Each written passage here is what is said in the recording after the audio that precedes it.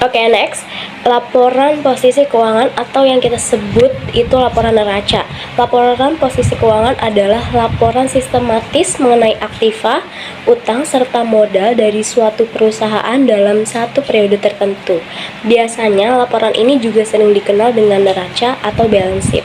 Nah, fungsi laporan posisi keuangan itu ada berbagai macam. Yang pertama, mengevaluasi kondisi dan kinerja keuangan perusahaan secara keseluruhan. Yang kedua, sebagai acuan dasar dalam membuat keputusan strategis. Yang ketiga, sebagai dasar pertimbangan bagi investor dan stakeholder.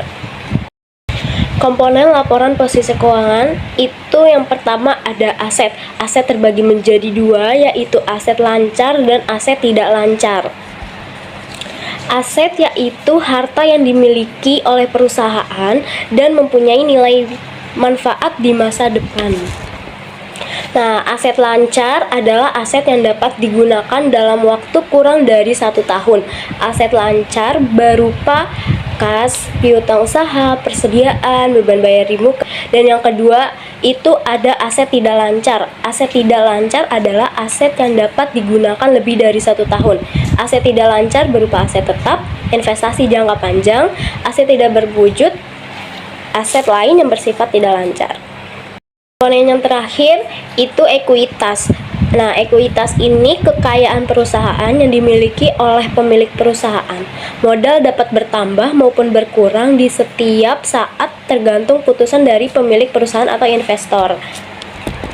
Nah, contoh dari ekuitas ini contohnya modal saham, saham treasury, dan tambahan modal di setor. Ini contoh laporan posisi keuangan dari PT Unilever Indonesia. Komponen yang pertama itu ada aset. Aset terbagi menjadi aset lancar dan aset tidak lancar. Aset lancar jumlahnya itu 7.642.208.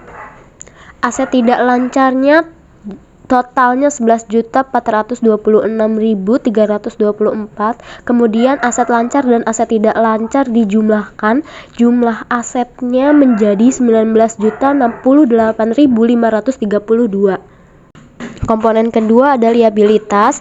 Liabilitas juga ada dua elemen. Yang pertama liabilitas jangka pendek dan liabilitas jangka panjang.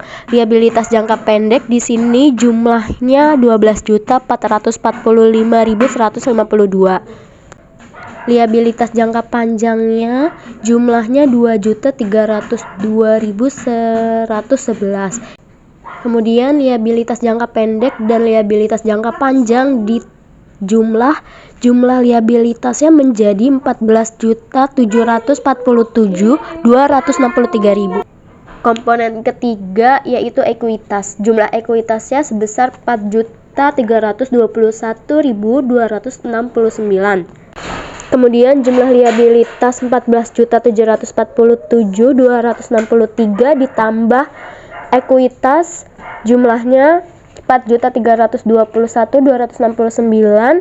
Jumlah liabilitas dan ekuitas menjadi 19.068.532. Jadi aset ada di sebelah kiri, antara liabilitas dan ekuitas di sebelah kanan, itu hasilnya harus sama-sama balance.